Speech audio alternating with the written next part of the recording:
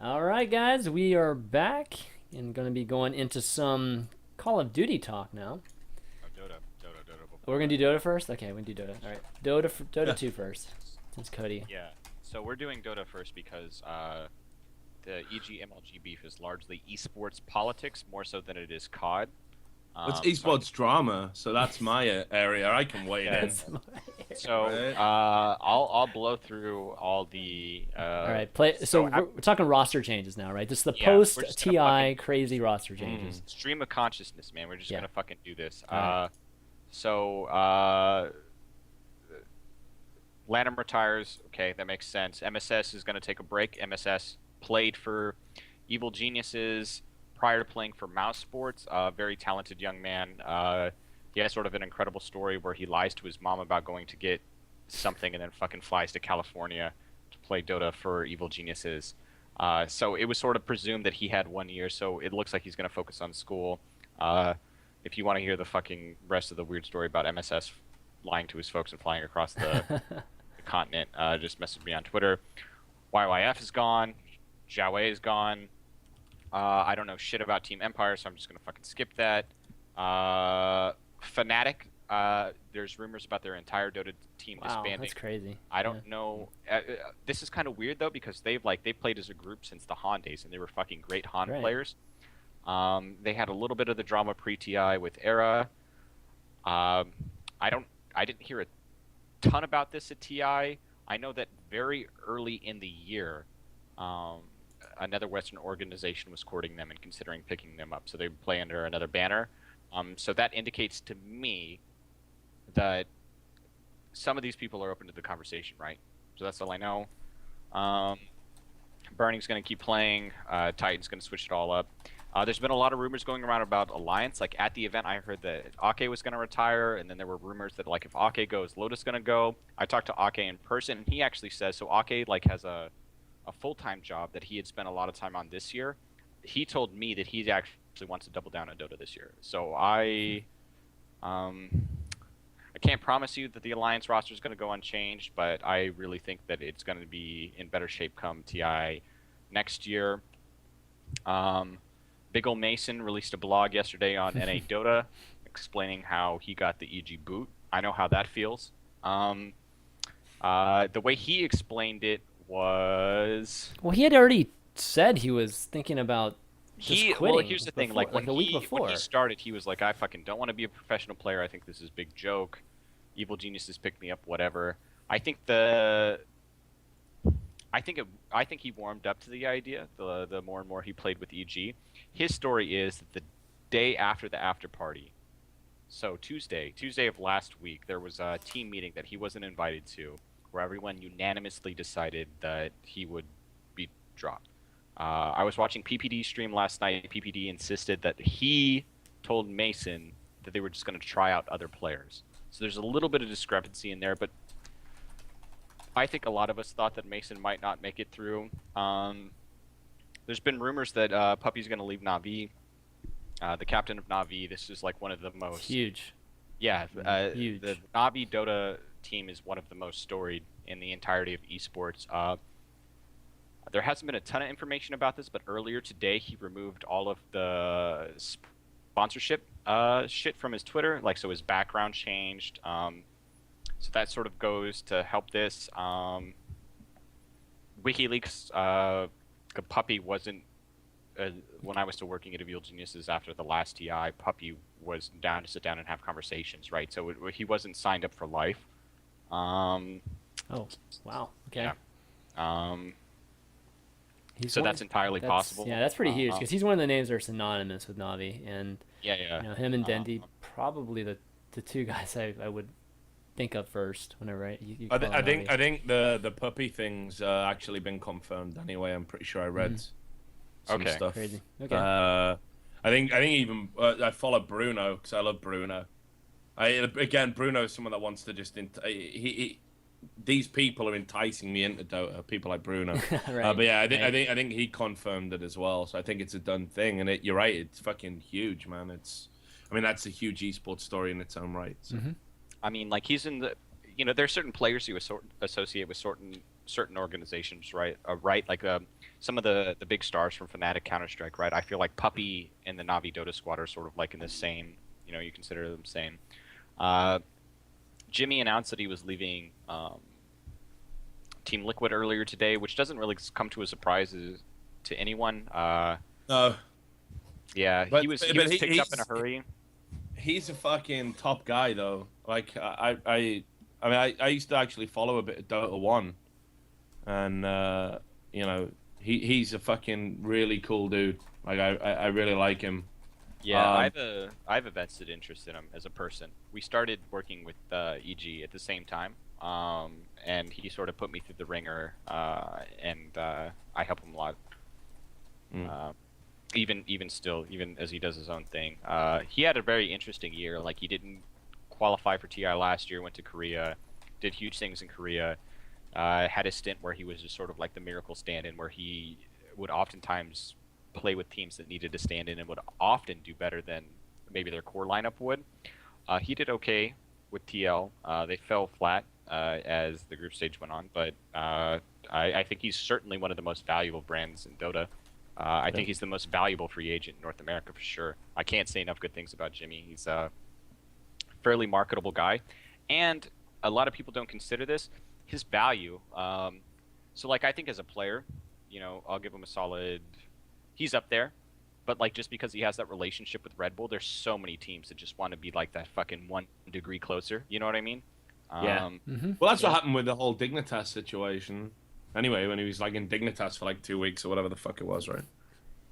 That was Korok, wasn't it? Yeah, I don't think that was. No, I'm pretty sure Damon was in Dignitas. Yeah, for like 2 weeks or something. Pretty sure. Wow. Pretty sure okay. that happened. I remember writing that up actually on the website. That definitely happened. So pretty sure Damon was in it. It was something that was never gonna last, never gonna work. I don't know why it got fucking announced at all, actually. But that was last year. It was it was Yeah. October. So yeah, you're absolutely right. Jesus Christ, man, he's done a lot of team searching. I can't even believe I remember this. This is when that's what I mean. Like, Jimmy gets around, but it's like you say. He gets around. Yeah, but not like he doesn't want to make things work out. But I think a lot of people maybe reach out to him, and This was after that. That was definitely jumping the gun. That whole Dignitas announcement. So yeah, he joined after Betas left. Dude, Jesus Christ, it's been a busy year. This was after MLG Full Sail last year. And then there were a lot of issues with Korok, so the team just fucking disbanded shortly after that. Okay, absolutely right. Good memory, man. I'm trying to think if I've heard anything else. I mean, it's just going to be absolutely crazy. We're talking about like the 2 names that I'll remember from back in the day, which is like him and like Merlini. Yeah, that's it. Yeah, and then I'm done.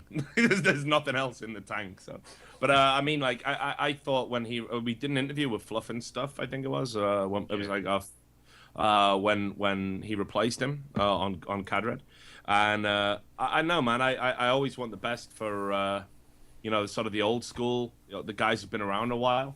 So I don't know where he's going to go from here, man. Like, I think it's going to be interesting. Like you say, I think he's a real prime pick for a free agent, North America style. I think he brings a lot to the table, but I really don't know if he's going to get onto another top team again, and he might need to go into that sort of realm of becoming a personality rather than a player now. I don't know. EG offered him that opportunity last year, and he said he didn't want to do it. I think the Red Bull sponsorship again helps so much. Like, there's so many people that are just like, God, just riding that Red Bull dick, just praying to God that one day they'll fucking throw him a little bit of that Red Bull marketing money. And again, I think a lot of organizations think that, like, yo, we'll grab Demon, and we're like fucking maybe 10 feet closer than we were. I think Jimmy's a very good Dota player. I think he shook off the reputation that he had maybe in 2013, where he threw a lot of games. Handsome enough guy. His stream typically does very well. I mean, like, that shit like that matters, man. Yeah. I'd rather be a handsome 7 or 8 out of 10 player than an ugly 9 out of 10 player. Any day of the week. That's where you're gonna get the cheddar. That's Dota. All right. For you guys, it's gonna fucking keep going. Best of luck to everyone. It's an image-based industry. That's why people like me have to do shows like Unfiltered. And that's what why I'm about, man. We're all the that's good-looking why I keep people in getting esports jobs, right here. Man. It's just it's my good looks. But anyway, that's you and Dota. Semler, your twin brother. Yeah. That's why you've stopped wearing the glasses. I know you've switched. We to gotta contacts. switch it up. We The gotta switch similar it up. comparisons. I know it's just getting too much for you. I know. Oh It's gosh. you gotta focus on branding, so we had to switch it up. We had a meeting, we had a couple drinks, and we decided no more glasses, Cody. I'll just ride his coattails, man. I saw him casting to 60,000 people Tuesday afternoon. Yeah. ESEA game, inconsequential, admittedly. Teams were great, but that's there are That's good. organizations out there with an entire esports team that probably demand pretty high salaries, and Anderson Semler just fucking dropping that 60K bomb on a Tuesday for an ESEA game. Yep. So shit. What do we know? All right, so let's. I mean, anything else to add for the Dota 2 stuff before we wrap it up? Nope. That's about it. That's it. Again, right, Stream cool. of Consciousness. I know a lot of you guys don't follow it, so I was trying to churn through it. I was actually really impressed with Richard being able to chime in. So. Yeah, I wanted to help you out, but if you hadn't talked about Jimmy, man, I'd have been fucked. Like, but no, the puppy thing as well, because that's just big esports news. I mean, Yeah. that Navi team. I mean, Navi in general as an organization. I mean, that's a real big news story in its own right. So, but I mean, there's always a crazy shuffle after the international. I mean, things that you don't expect to happen, and that's great. I thought it was interesting. I mean, like just to come back to the Mason thing momentarily. One of the things that was never sort of touched upon in the blog he released and in what people were talking about was I kind of feel he was deemed surplus to requirements because what did we talk about going into the international? And he, like we talked about all the negative stuff he brings to the table, the way he conducts himself in, on public service, the things he said. He made some remarks about the Swedes while he was out there for DreamHack and things like this. And that, I guess if you're going to be a joker and not take it too seriously, that's fine. But I don't think that's necessarily going to fit into the EG ethos. And I wonder if he was just, regardless of how well he played, and EG had a great run at the international, I just think maybe he was a bit of a liability, in those terms. And I don't know if that's been expressly said. Well, I by mean, anyone. is Fear going to come back? I mean, he was always a replacement. Some for people Fear. are speculating about that. So. Fear streamed a lot yesterday. Yeah. So he had a big elbow injury that sidelined him for this event, but he streamed a lot yesterday and he was doing pretty good. There's a lot of speculation about it. The thing with Mason though that genuinely surprised me when I met him in person though. So I'd read his blogs. I'd never met him before. I saw the way he acted on Twitch and shit. When I met him at TI4, the thing that struck me about Mason was he genuinely did not give a fuck, which was very true to sort of the online persona. So I expected he thought this was maybe funny. This was the image he wanted to put out there. I only hung out with him a couple of times. I'm not sure if this is and he did very well in game. I'd like to add that Yeah. he did very well. Oh yeah, in game. he played well. But when he was hanging out, he was not starstruck. He was not pounding his chest because he was on EG. He just kind of did not give a fuck about what was going on. He was just telling jokes, making fun of people. He said he was very grateful for the experience in the block. He also said that he thought he was the second best performer on the team. Which is interesting. He didn't name who he thought was first, but if I had to take a stab, I would say it was Universe. Oh come on, that was just no brainer. I think Universe. Yeah, is the Universe best literally player. solidified himself as one of the best Dota players of all time. I think with this.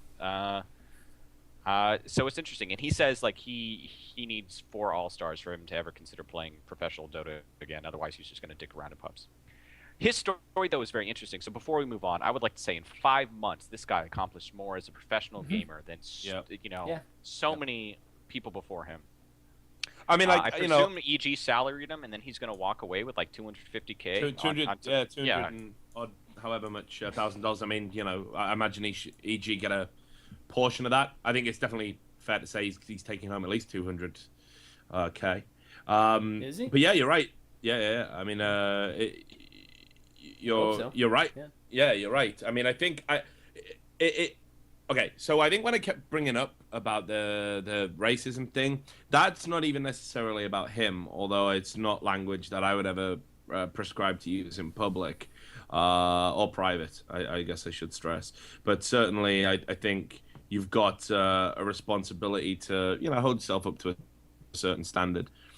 when you're representing somebody else's organization, somebody else's interests, somebody else's values, and especially when EG had talked openly about those values and had let other people go. And I don't want to get into that again because it's now a moot point.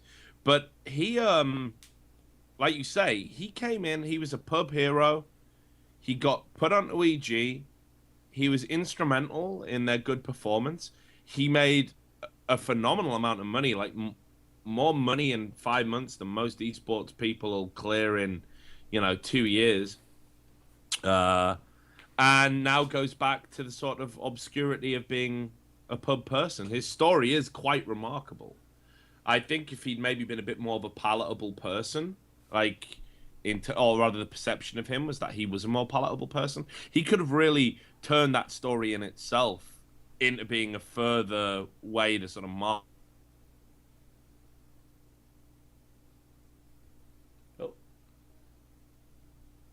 Uh-oh, I think we might have lost those guys. Let me see. Hold on a second, guys. Let me go to a break real quick.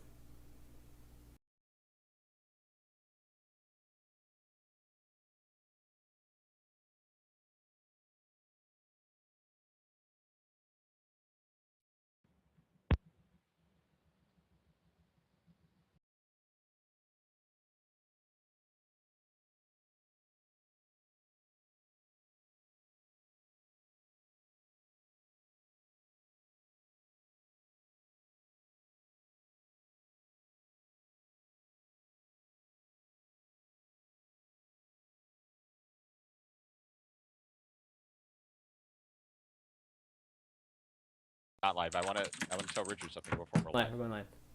Okay. All right, we're back. Sorry, guys. Sorry about that. Skype just kind of cut out on me there. But Richard, continue. Mid. No. That was all I was saying. Like, I think it's a story that someone should definitely write about, because whether you want to deplore his behavior or whether you want to sort of commend his play, somewhere between the two is like what Cody says, a remarkable story about a guy who in 5 months achieved more than. And someone in the chat is right to correct me. I mean, some people will never even come close in their entire careers. Lifers, people who play for 10 years in any game will never achieve what he did. So if you think he's a prick or not, largely irrelevant. Yeah, when I met him, I didn't know shit about the guy. He was picked up to replace Fear, a person who I'm very close with, and like he just struck me as a person who was just sort of, he didn't give a fuck, but he was aware that he was truly fast tracked to like one of like the coolest esports stories of this year for sure. So fuck, he's gonna go back and play public games and fucking. I don't. Money than he Well, I I mean, don't it's- think you can stay doing that for long. Like, once you get bit by the esports, Yeah, I think bug, he'll be back. it's like- I think it's no, yeah, it's no exactly. question. It's he'll be like all back. these motherfuckers in StarCraft who announce a retirement, and then it's like, what am I gonna do with myself? Yeah, You know, yeah. like they've got to come back. They got to fucking play one more tournament, one more.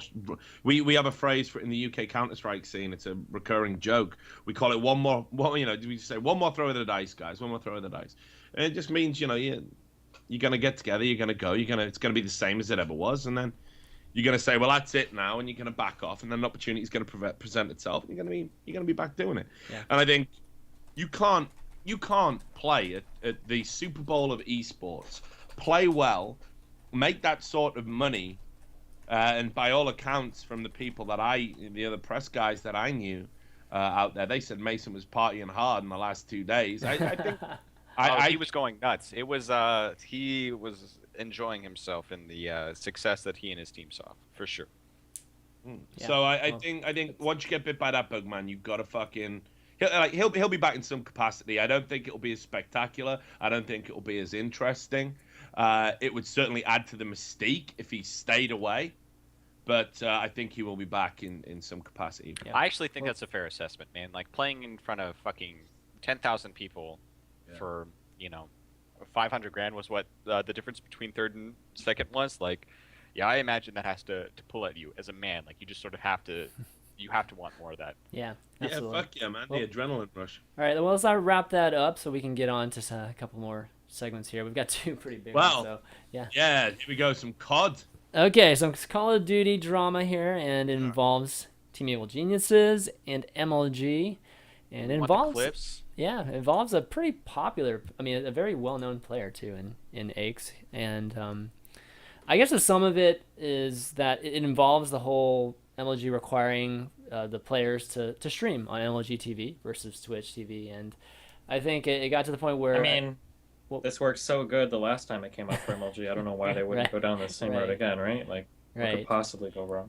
Well, a lot of that was happening. Ace got to the point where he just he ended up posting Sundance's email address on a interstitial page, I believe it was, or an overlay or something like that, and Yeah, was yeah. telling folks to email Sundance about it. And of course, a lot of people ended up emailing Sundance about it. What ended up happening is Ace ended up getting suspended for 4 matches, I believe it was. And you can see the MLG statement right here. And then I think we actually have a Twitlonger too from Sundance. But obviously, lots of drama from this. And posting an email address, I don't know, that was probably not a very smart thing to do, because this was inevitable. I mean, how else are they supposed to respond to this, right? So I want to get your thoughts on this. Actually, Richard, you kick things off. Well, we've talked about the whole MLG TV thing before, and I'm torn on it. Like I get what they're trying to do, but I really don't like the whole idea about where they're trying to sort of. I know competition's a good thing, man. Like I generally subscribe to that. I've never, retreated from competition in anything I've ever done. I don't think that you need to necessarily even try and kill the competition. Just use them as a yardstick so you can judge what you're doing, right? And this MLG TV thing, it was a real clusterfuck the way they handled it. I mean, we did a show about it. We talked about it then, so I won't labor the point. Aches doing what he did, like, you're absolutely right. He's not going to be able to wriggle his way out of it. So there's no, the COD community, and we said at the time that MLG probably the COD community is a stronger commodity in their own right than MLG need the COD community more than the COD community need MLG, but they control everything. So when you do something like that, you've got to know where it's going to lead, and it just seems like a very weird thing to sort of go all fucking Spartacus over. This didn't really, it hasn't altered the landscape radically. It's ultimately achieved nothing. It just seemed like it was almost an act of petulance that didn't have any sort of intelligent thought behind it. And that's a real shame, because I think there are things to object to, but if you don't make them explicit while you're making your objection, you're really letting your side of the argument down. So you can't really argue about being suspended. There is a way to sort of conduct yourself. I also recall as well from reading the MLG statement, well, what it says there is that it wasn't just this one-off incident, that it was actually a history of harassment as well, of MLG employees.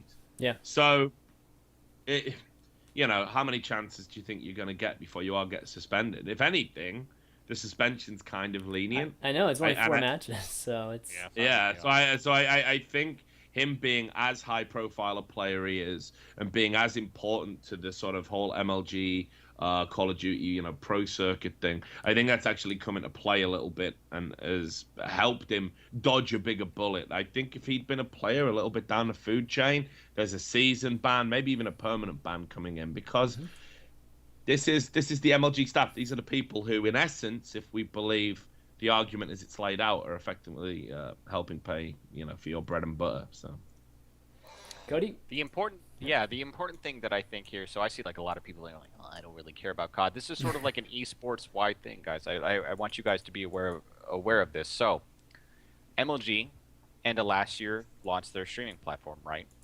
And they decide that the way they're gonna push their streaming platform is just to completely run Call of Duty, which they're like 99% the way there, right? Like, imagine you're playing like fucking Grand Theft Auto, right? Like, they can't find like that last hidden package, and the last hidden package was Evil Geniuses, and they tried. They actually tried. Before EG grabbed the Call of Duty team from Complexity, MLG was really trying to sink their teeth in to revitalize the Final Boss brand, if I'm not mistaken. That's what I've been told. No, that's absolutely right. That's absolutely right. So there was a little bit of like a stalemate, right? They have these tournaments, and they were like, you have to stream them on MLG TV. To play in these, you have to stream them on MLG TV. And then EG, like, Twitch is sort of like this weird middleman that's not really involved, but it's sort of like the gateway to everything.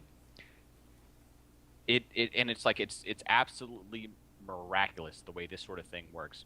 The best Call of Duty team in the entire world is the one team that hadn't already signed up to stream on MLG TV, and Evil Geniuses grabs them.